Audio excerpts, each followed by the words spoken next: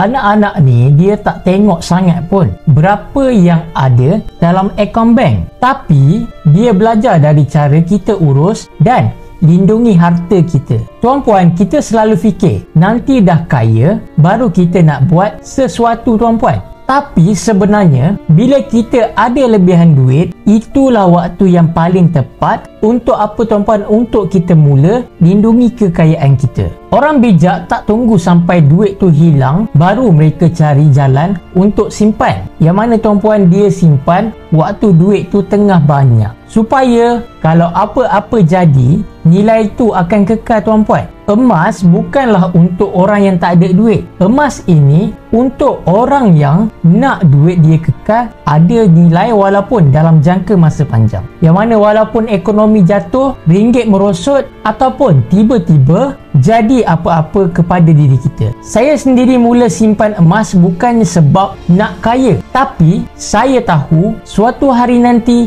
anak-anak saya akan ikut cara saya urus harta saya. Saya boleh bantu buka akaun simpanan emas pertama anda hari ini dengan syarikat Public Gold. Tekan saja link di bio ataupun DM saya terus dan saya akan guide satu-satu. Sebab apa, tuan-puan? Sebab menyimpan ini bukan pasal kita je, tapi pasal apa yang kita akan tinggalkan nanti.